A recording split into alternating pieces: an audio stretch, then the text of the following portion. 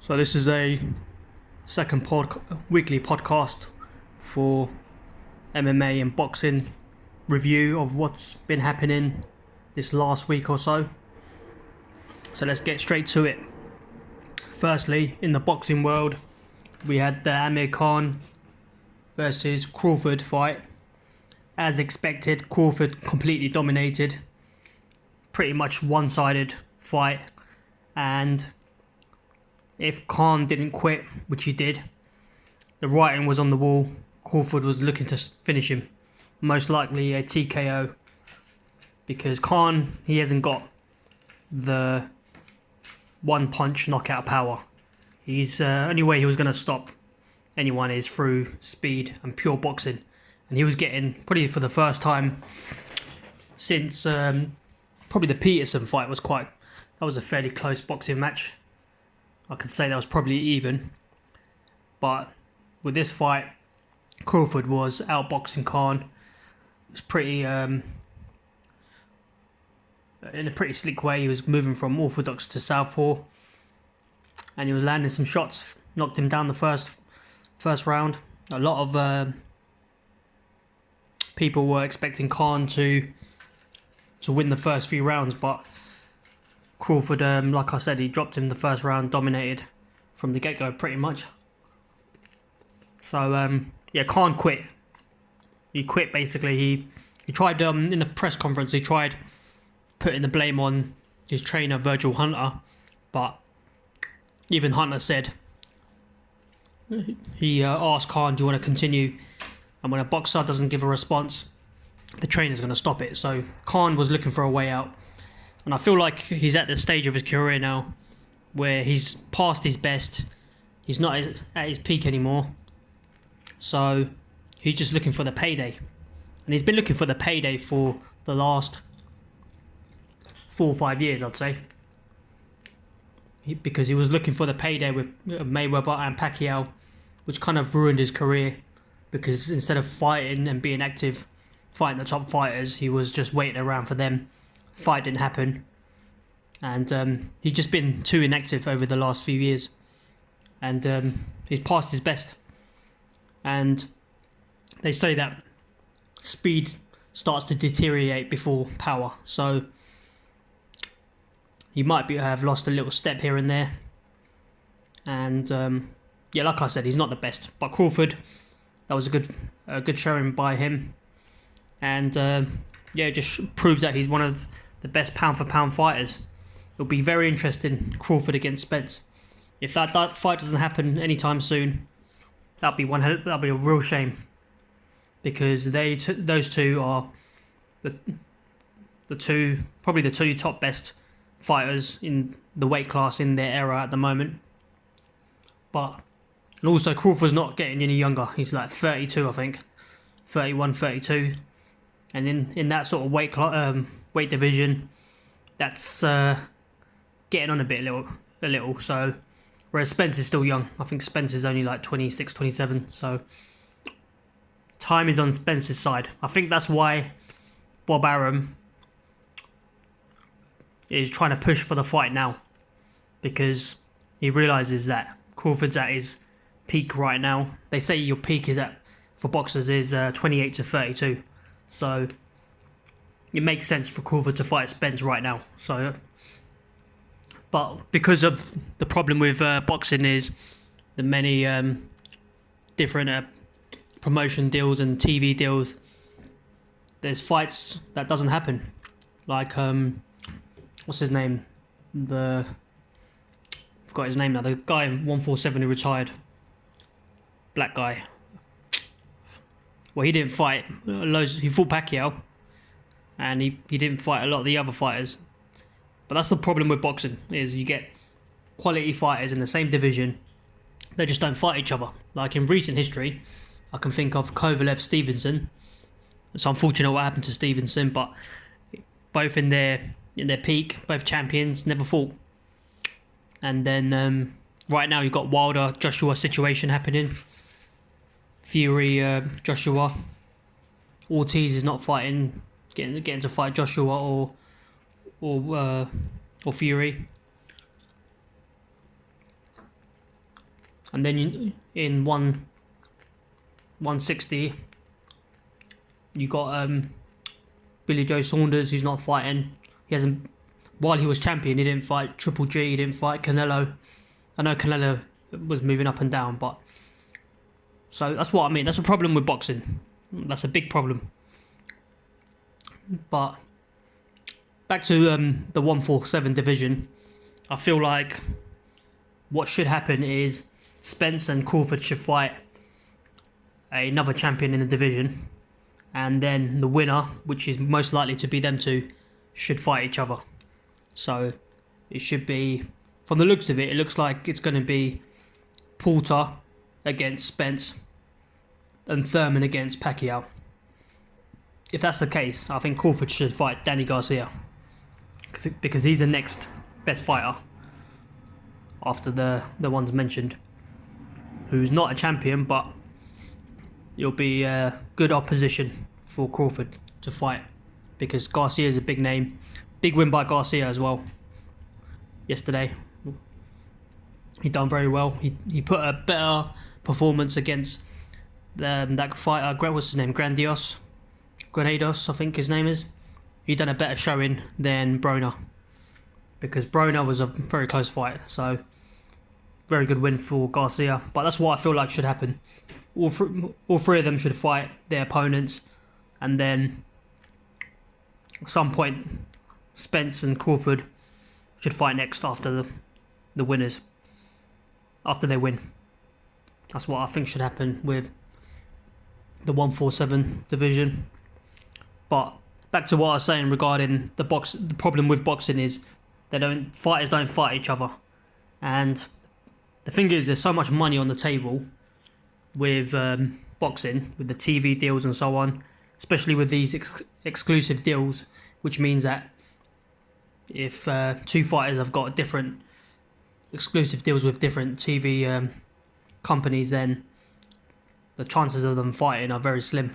So I feel like the way to deal with that is by having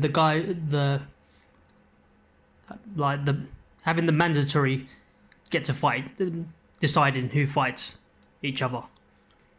Like a lot of people like to say, like, the problem with boxing is there's too many belts. Let me repeat that. Rephrase that, a lot of people like to say that the problem with boxing is there's too many weight classes, but I disagree. I think there's enough weight classes. The way weight classes are structured is good. If anything, I think there should be two more weight classes between 175 and 200, because that's a big jump. 25 pounds is a massive jump. That's where MMA is doing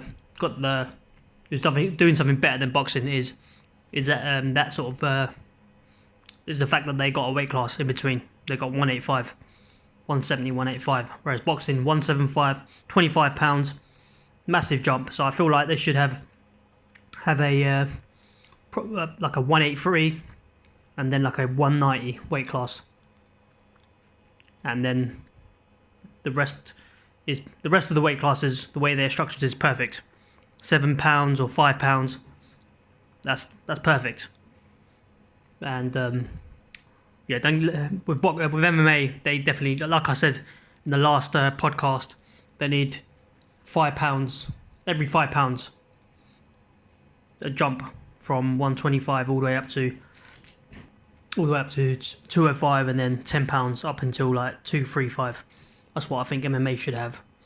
And the reason I think MMA needs to have more weight classes than boxing is because with MMA, weight is more of a factor because of wrestling. Because with boxing, it's more of a cardio-based sport. So if you cut too much weight, it becomes a negative impact on the fighter.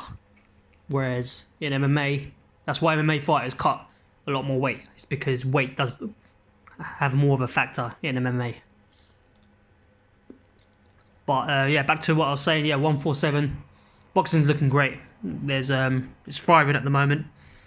and yeah, it's doing really well.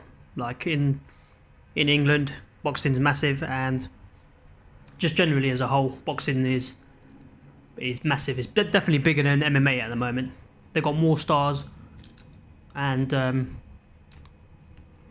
yeah, that's what it is. They're building. They've got a better structure of building more stars. So yeah, that's what it is. That's the situation with the 147 division. And when it comes to the heavyweight division, there was a lot of drama going on with Big Baby testing positive for steroids, many different steroids, EPO, the same one that TJ Dillashaw tested positive for. So obviously he's trying to improve his cardio. HGH. Like you can't. There's no grey area. He basically was taking steroids intentionally. This is when a fighter gets caught red-handed. Like I've always been critical of like USADA because they're too strict, and especially when you can get flagged for innocent reasons through like supplements or through contaminated meat from certain countries, and I feel like that's unfair when you get a suspension for those innocent reasons, because at the end of the day you can't restrict yourself that much unless you grow your food on a farm, like you don't travel anywhere, which is not practical. So like but when that's why I was not really a fan of like long bans for fighters when it's situations like that. But when it comes to getting caught red-handed like TJ Dillashaw did and what Miller just did now, that's when I'm all for punishment, and I feel like 2 years is good. They should get a 2-year ban.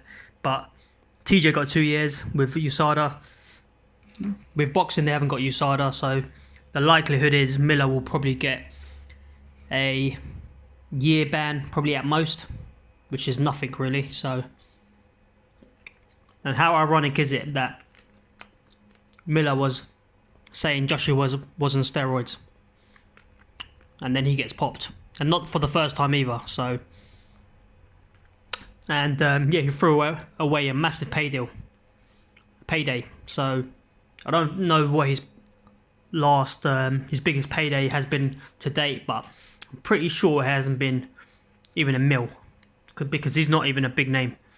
He's an up-and-coming fighter. I know in kickboxing for sure he was not making any serious money, because in kickboxing, unless you're like a Badahari type of fighter, then you can make serious money, but serious to an extent. But he's not. So he was only like an up-and-coming fighter. Yeah, top 10, but yeah, he ruined it. Ruined that payday, and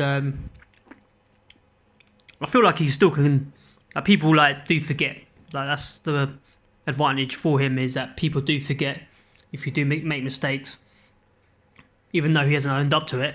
But I feel like he still can get another crack at one of the title holders. He's still fairly young for a heavyweight, so. But yeah, ruined that fight. Luckily, they're still 6 weeks away. It's not too much of a short notice fight for Joshua. But good thing about boxing structure is, unlike UFC, is when it's a short notice fight, they always give a lesser opponent, which is the best thing to do for the fighter, because just like we've seen in UFC over and over again, when a short notice fight does take place, there's a massive risk of them losing, because what a lot of casual fans fail to realise is when a fighter is in fight camp for a particular opponent, their trainer is getting them, like studying the opponent and is getting them ready for all their tendencies. They're basically training for that fighter style, and it's literally just repetition of that fighter style, to the point where they've got counters for what their opponent's going to throw, and everything's just is ingrained in their in them, as in like muscle memory wise. So, and when you have a short notice opponent, sometimes it's the complete opposite style, and it's a massive risk to losing. Just like Rockhold lost to Bisping, just like McGregor lost to Nate Diaz the first time, and just like Ferguson almost lost to what's his name again? I forgot his name, but he almost lost to that fight as well. And the problem is with the UFC is, like, you might be the champion, but once you lose that strap, even if it's short notice or not, the Dana White's not going to give a shit about you after. After that, it's basically you're not champ anymore. There's no guarantee of an immediate rematch. There's no guarantee that you'll get the next crack again or anything like that. It's basically you're like a piece of meat to them. Whereas the way boxing do it, there's more structure involved, more of a sport. So Joshua is probably looking for an American fighter, and the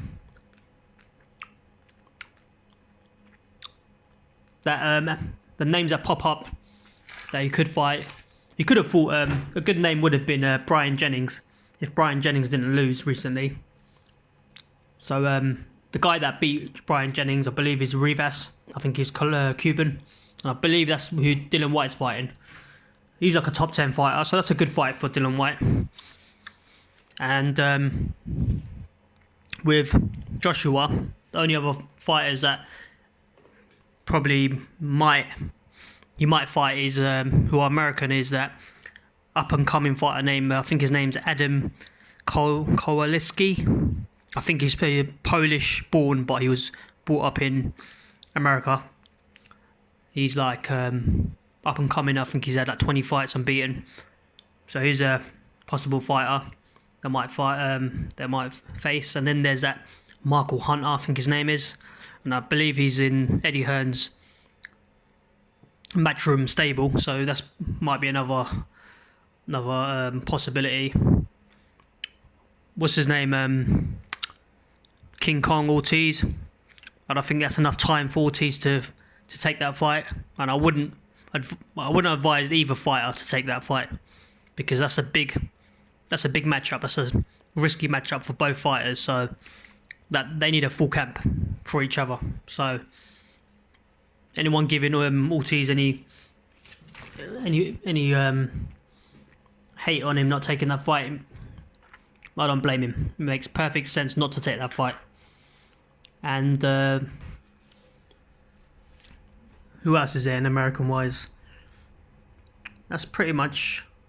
Brazil's fighting Wilder, so yeah, he would have been actually Joshua's fought him already actually, so maybe not. But apart from that, there's no one.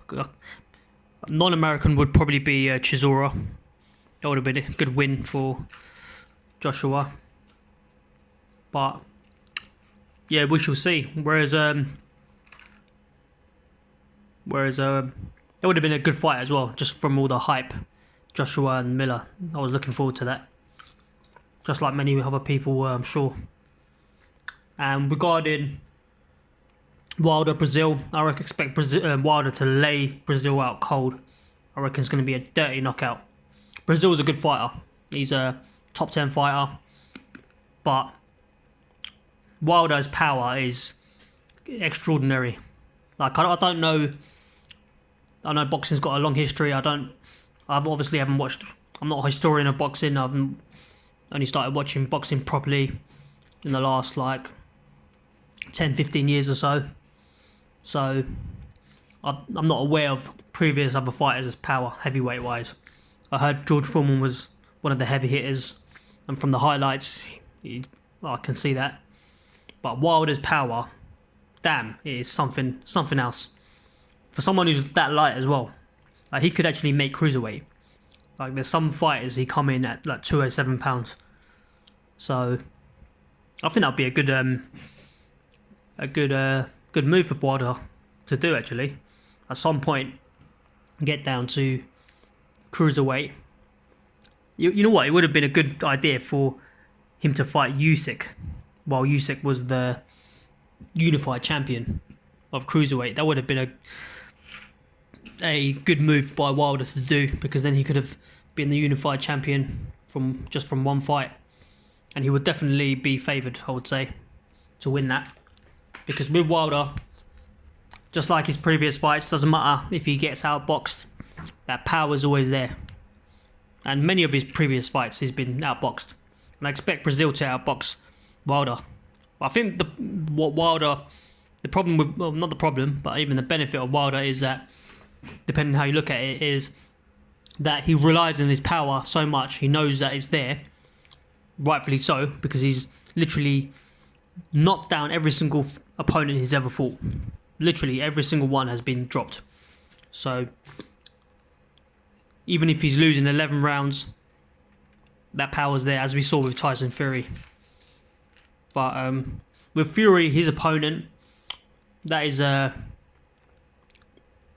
only justification of Fury fighting that Schwartz opponent is him taking the mandatory spot to fight Joshua, because I think Schwartz is like number 2 on the WBA, I believe, on the list. So if he beats him, and if he fights Joshua after that as a mandatory, that is the only justification for fighting such a lesser known opponent. The guy's a nobody. He's like top 50 or something. He's not top 10. And considering like Fury, for some people, won his last fight against Wilder, he's essentially a champion. So he should be fighting top 10 fighters.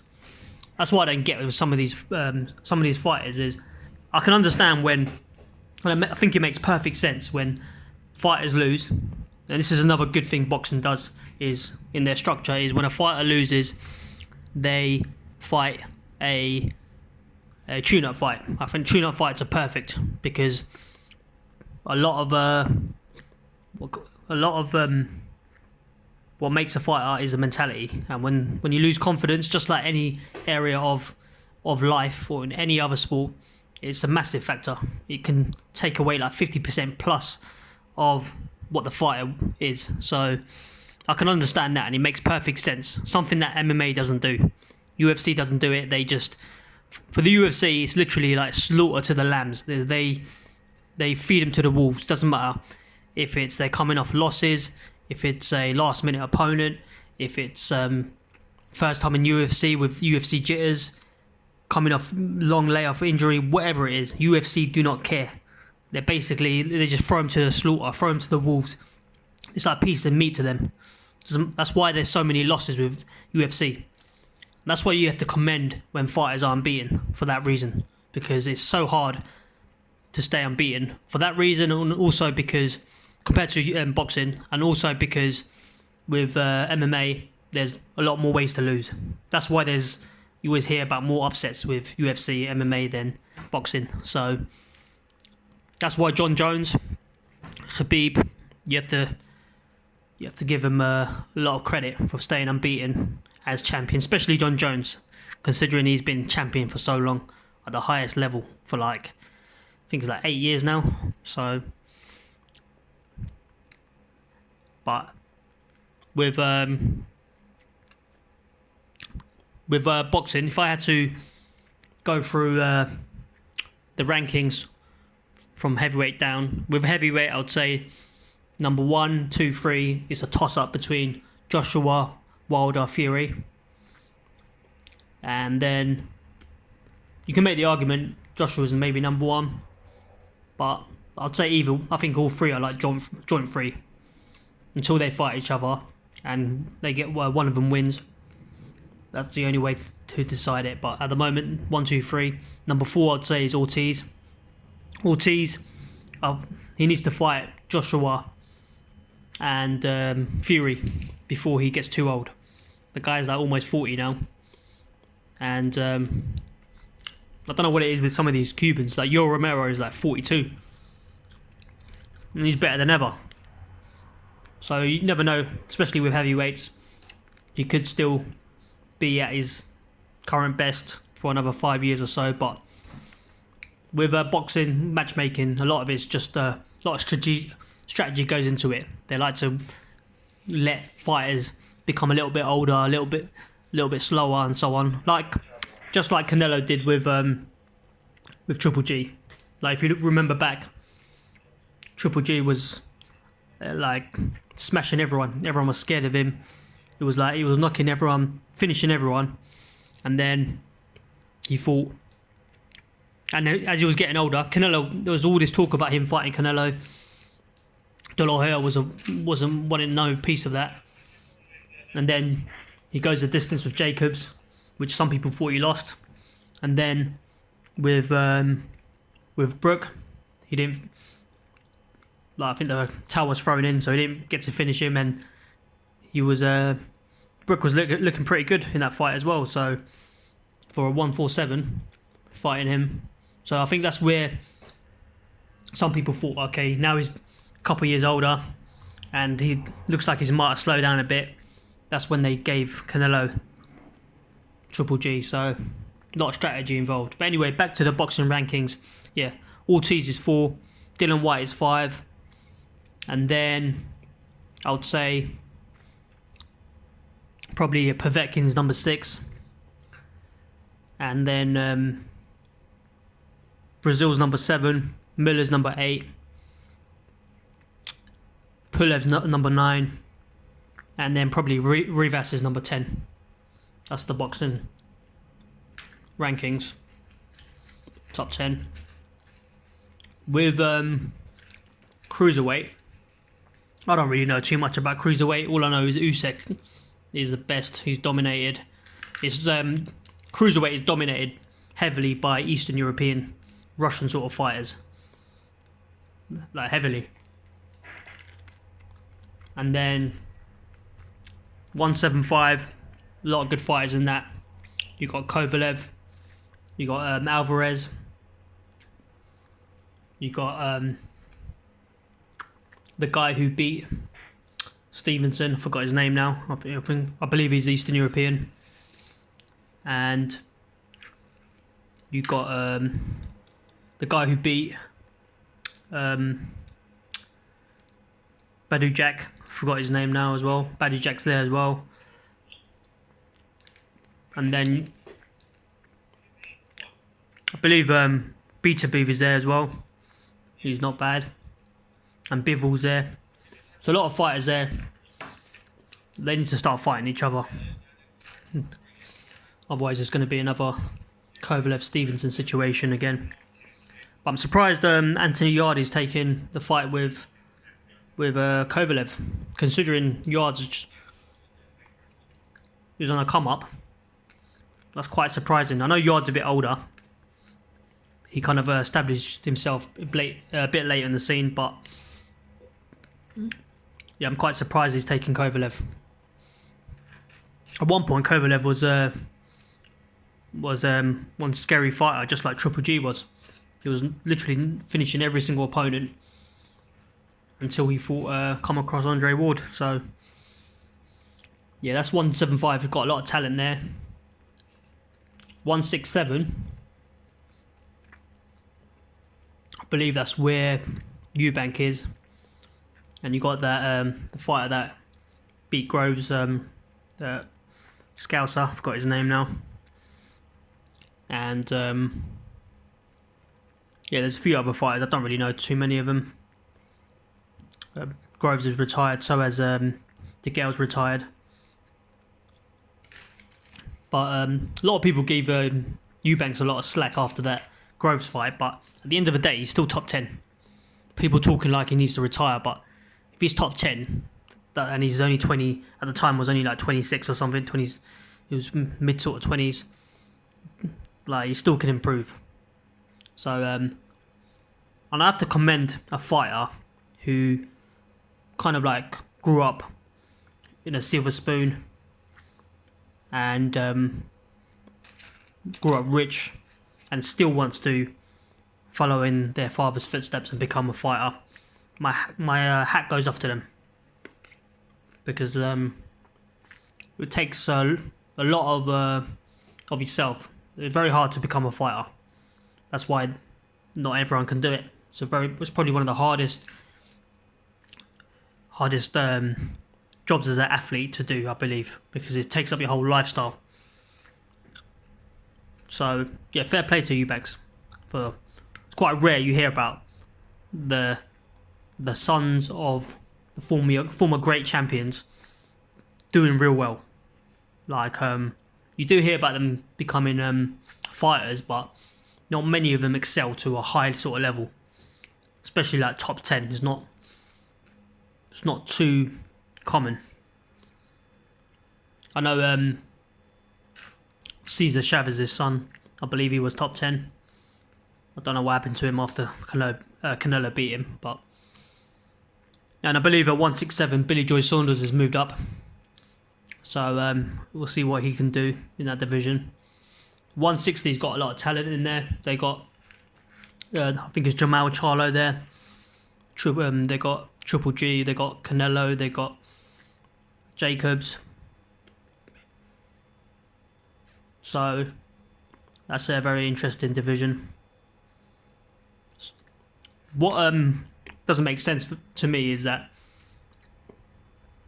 when a fighter where everyone believes beat a fighter but the judges have got it wrong, like Triple G against Canelo, I don't understand why all the rankings have Canelo above Triple G.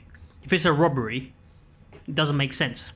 That fighter still should still be the number one spot. But anyway, yeah, 160 Jacobs against Canelo will be very interesting. Triple G's getting old, so he's probably going to slow down pretty soon. He's got a good who the hell is Triple G fighting? That's something that doesn't make no sense. You basically won your last fight, or it was a draw against Canelo. You definitely didn't lose, and he's fighting a nobody. That's the problem with boxing. Is like, it doesn't make no sense. The guy is literally a nobody. So that's a bit of a joke. And I'd just like to say as well, Billy Joe Saunders is calling out Triple G the last few years. But when Triple G was the scary guy he was, smashing everyone, Billy Joe Saunders didn't want no part of him. He even said, out of Billy Joe Saunders' mouth, he said that I'm going to fight Triple G when he gets older, when he slows down a bit. So, there you go. 154. You got that Harrison, and you got Charlo. They're going to have a rematch. We'll see how that goes. You got back to 160. You got that other fighter. I think it's something Chenko. I believe he's Eastern European. He fought Jacobs last, and it was a very close fight. It was pretty much a draw. But anyway, 154. You got Harrison. You got Charlo. You got 160. You got Andrade as well. But 154. You got Harrison, Charlo, and you got what's his name? The one with the yellow hair, black guy. He's probably the best fighter there. Hurd. Got Hurd there. Trout and Lara are still hanging around. The old timers. So yeah, there's some good fighters in that division. And 147, that's, for as long as I know it, has always been dominated by Americans. So you got Spence, Crawford, Paul Tough, Garcia and Thurman. Potentially top 5 and all American, all black American as well, may I add. But the opponents Porter and Thurman fought, there were very close fights, so you could say that was a draw. I don't even know what their names are, but I don't know who Brooks gonna fight. He's kind of like fought at 154. I know he's talking about fighting at 147, but I honestly don't think Khan wants to fight Brook. Just like Calzaghe didn't want to fight Froch. It's just one of those where the older type of established type of fighter, I know they're similar age, but Khan's been on the limelight longer. They just don't want to give the younger fighter any shine. They don't want to give the younger fighter, when I say younger, I know they're the same age again, but they don't want to give the lesser known opponent any chance of them even beating him, because at the time Froch had had a chance of beating Calzaghe. And I think the same thing happened with Hatton and Junior Witter as well. Both fights never happened. And I feel like it's the same situation. History repeating itself in boxing. Khan doesn't want to give Brook any chance of beating him, because that'd be massive bragging rights. That fight has been talked about for so long. So I think what's going to happen now is Khan's going to have a tune-up fight again. And then who knows? Who knows? He'll probably look for another payday. If someone like Spence offers him a fight or something like that, he'll probably take that as well. So I don't think I'll be surprised if him and Brook fight. There's money in it. There's a lot of money involved, but yeah, we'll see. But with Brook, like, apart from fighting Porter and Spence and Triple G,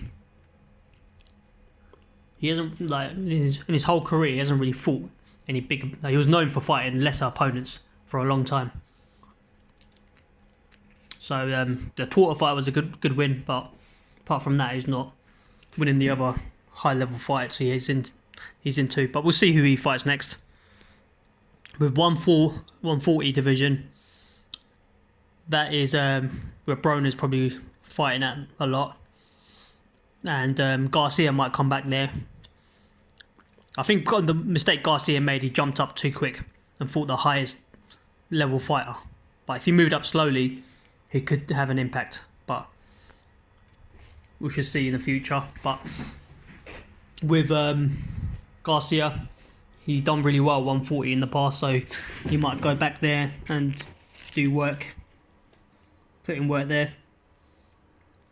With Lomachenko, I think the most he's going to stay at is 135. He's doing really well there. I think Lomachenko there's only a limit of how much weight he can move up and still be as good as he is. And I don't think 140s. I think that's too much of a jump. I think 135 at most for him. So yeah, the big fight everyone was talking about over the years is Lomachenko against Garcia. So we should see what happens there. If they fight at 140, I'm picking Garcia all day. 135, that'll be interesting. But most likely Garcia will probably have a tune-up fight. But yeah, he should never have fought Spence. That was a terrible move, especially for boxing standards. That, like I said, boxing has a structure usually, especially when moving up in weight. They have a tune-up fight first, get used to the weight, and then they fight. Unlike UFC, they just throw themselves into a weight class. But yeah, sometimes boxing goes wrong, and that's what happened there. And 130, you got the Tevin Farmer and Tank Davis. They're probably the two prominent names in the division. Those two need to get it on. They've had beef for years now. They just need to fight and settle it. And Davis is young, so he might be looking at Lomachenko at some point if either one moves up or down. 125, you got quite a lot of fighters there, especially from the UK. You got the one guy from Mexico, I believe, who I forgot his name now. But then in the UK, you got Selby, you got Kid Galahad's coming up. He's fighting what's his name again? I forgot his name, but he's fighting. There's good like 4 fighters, top 10 from the UK in that division. And going anywhere lower, don't really watch any boxing from any lower fighters. But Chocolatito, he was the big name back in a few years ago until he's lost a couple times with the same fighter. So he's pretty much done now. And then you got Rigondeaux. He jumped up too much weight to fight Lomachenko, paid the price, but he's still there. But if we talk about the fighters to watch, the good thing I like about boxing, unlike MMA, is they groom their young fighters, they build them up, and then they eventually become top talent. They do that very well with boxing. With MMA, UFC, no such thing. They give them a few little warm-up fights coming up, and then they just throw them to the wolves. Like I said, with UFC, they're all pieces of meat to them. But with boxing, that's why you can never predict a up-and-coming fighter with UFC. It's very hard to do. Like, it was done with John Jones. He had the hype coming in when he was real young. They tried doing that with Aaron Pico. I've always said with Aaron Pico, he's too wild. He's too wild, he's too reckless. He doesn't use his wrestling, which he's got. So it makes him just one-dimensional in a way. And just relies on his power too much. So he's still young, Pico. So he could fix his problems. Bellator tried doing... they tried building up their fighters. Like, I remember the fighters that all came up together at the same time as up-and-coming talent, all similar ages, were Pico, Kimbo Slice Jr. and Gallagher from Ireland, and Antonio McKee Jr. Those four all come up together, all similar age. 3 of them lost. Only one left standing is Antonio McKee, and I feel like the reason for that is because McKee was smart. They fought a lot of up and coming, like, low level talent, and they just built up his cage experience, build up his confidence, and now he's at the stage where he could potentially get to the top. So I feel like he's the most promising out of all 4 of them. Like, but yeah, the other 3 are still young, so we never know with that. But with boxing, there's a lot of there's a good few talent coming up. The ones that I can think of is that Shakur Stevenson. He's a Olympian, and early sort of 20s. He looks quite promising. Then you got that Garcia. I think he fights at 135. He looks like a little kid, that Garcia. I forgot his first name. Yeah, I forgot his first name, but he's looking pretty good. He's got he tries to have that little swag about him, but he looks like a little boy though. But he's supposed to be good. And then I think Shakur Stevens is at like 125, who's real light. And then you got that Teofimo Lopez. He just fought this last night. I believe he's at what weight class is he?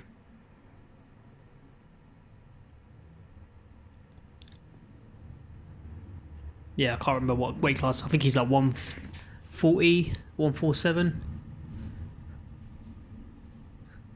Yeah, I can't actually remember. But he's young. I think he's like 20 as well. So he's one to look out for. And there's one more. I forgot his name now. What's his name?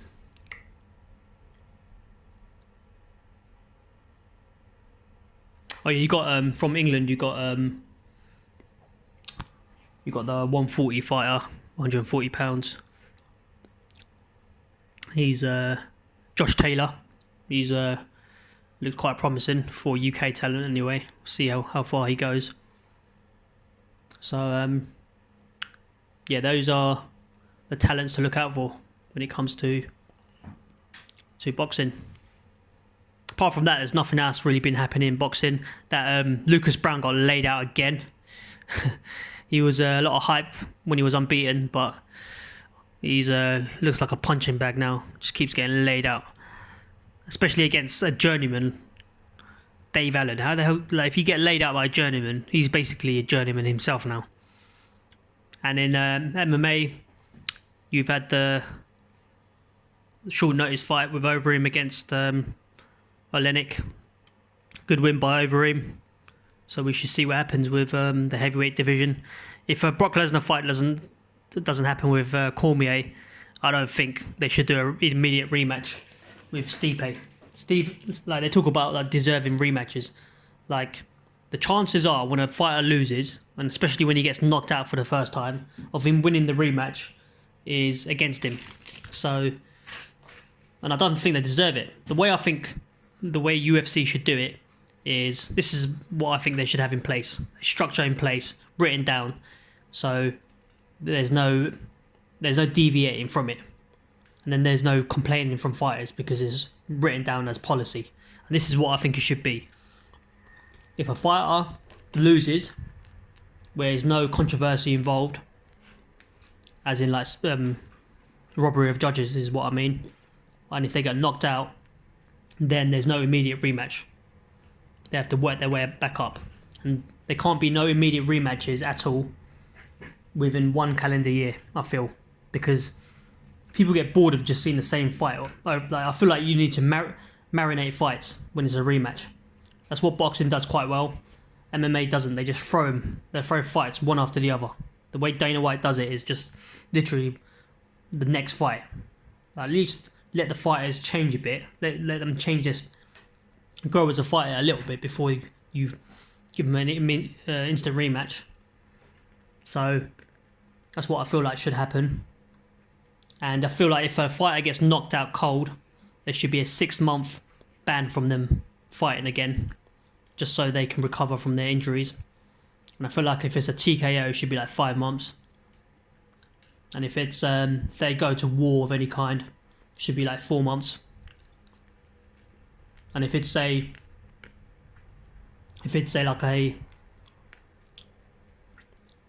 a non-submission stoppage, it should be 3 months. And I feel like the problem with UFC as well is how long fighters can hold on to their belts when they're inactive. And I feel like this is what it should be like, because when you're a champ, same goes with boxing as well actually, when you're the champ, technically what it should mean is you're the best fighter in the division right now. And when you're having defended that belt and been inactive for 18 months, then you're not the best fighter because you haven't proved it. You have to keep proving it. I feel like if you're the champion, you have to defend your belt 2 times a year, minimum. 2 times in a pro rata 12-month period. And if you don't do that, I feel like you should be downgraded to an interim, and the interim should be made into the real champion.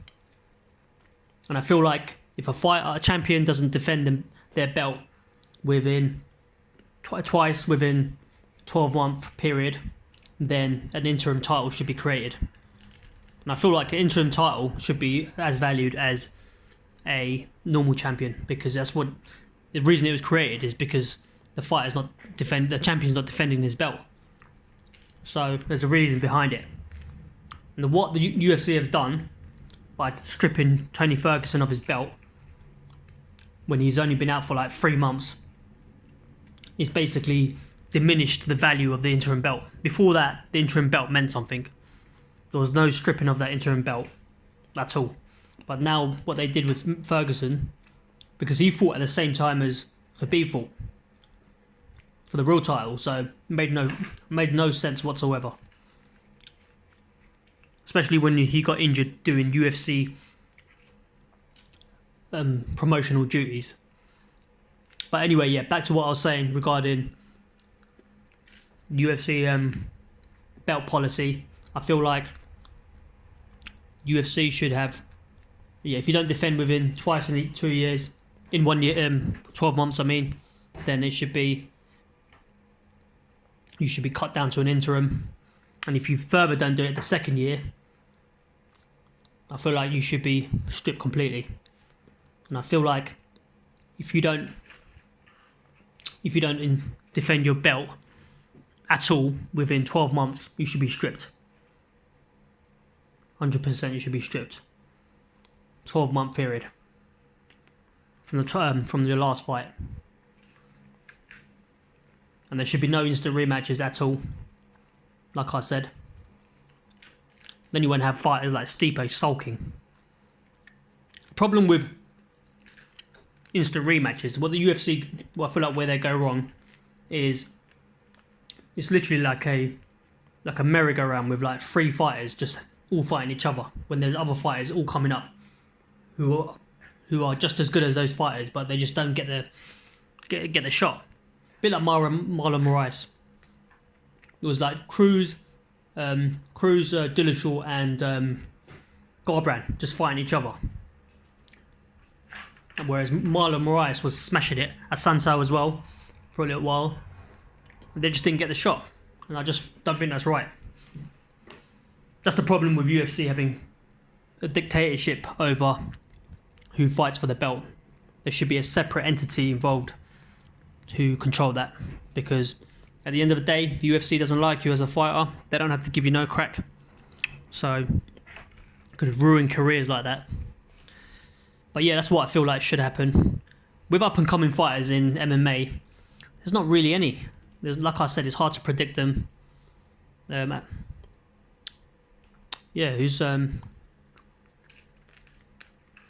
really any you can really think of. Like the only one is Zabit. He's the only one, but he's not really up and coming properly. He's like top 10 now, isn't he? So he's the one. I feel like the fact that Holloway didn't win is a problem for Zabit now, and the other 145ers, because Holloway at 145 he's a monster. He will smash everyone. So it would have been good for the 145 division, fighters like Ortega and Zabit and Edgar, even if Holloway won, then he could stay at 145. But I'll tell you what, with Khabib against Gaethje would be very interesting, because Gaethje's wrestling, if you can stop or slow down Khabib's takedowns, then the advantage on striking is with Gaethje. Same with Michael Chandler. Michael Chandler would be interesting against Khabib as well. But I think Poirier, I feel like stylistically, Khabib should be able to beat Poirier. In terms of who's going to get the next crack at 145, probably is going to be the winner of Aldo against that Russian sounding name. I forgot his name now. He probably can. If he beats Aldo, he'll probably get the next shot. If not, then it might be Aldo. Not Aldo, Edgar. And Zabit, if he wins his next fight, he could be next in line. With 205, you got Santos fighting Jones next. After that, I feel like Reyes should get the crack. They should build Reyes up so he's next in line. After that, I think it should be Johnny Walker. With the heavyweight, I don't think Stipe should get the next shot. He doesn't deserve it. He just got knocked out. Has been inactive for a year plus. It should be Ngannou, Santos winner, if they can do it in time. Or it should be what's the other guy's name? The other wrestler, Curtis Blades. That'd be very interesting. I'd like to see two styles against each other. Probably the two best wrestlers, as Kane's injured and inactive and Brock is not really there. Curtis Blades and Cormier. That'd be very interesting to see who the best wrestler in that division will be. They're both wrestling heavy. And just to remind people, just because you are accomplished in another combat sport doesn't always translate into MMA. MMA wrestling and normal wrestling is not the same. As we saw with Cormier against Jones. Jones out-wrestled Cormier, just like we saw GSP against Fitch and Koscheck. Those two are decorated. GSP is not. And the list goes on and on. Same goes with striking as well. Some people like to say, oh yeah, with Adesanya, because of his kickboxing background, he's seen it all before. No, he's seen it all before with kickboxing. Even then, he doesn't mean you can't get knocked out. And in MMA, it doesn't matter. Look at Saki. Gokhan Saki, more decorated than Adesanya, way more experience, and he gets knocked out by some Roundtree. So, doesn't matter. And what I find interesting is Joe Schilling. He's supposed to be like one of the best kickboxers in his division. He comes to MMA, he gets highlight reel knocked out by a nobody, and then he fights him in his world in kickboxing. And then he gets laid out again by the same guy. And I just think, doesn't that tarnish kickboxing a little bit. To get knocked out in your own game, your own world, and when you're the top fighter, that would never happen in boxing. Never happen in boxing. Boxing's too technical.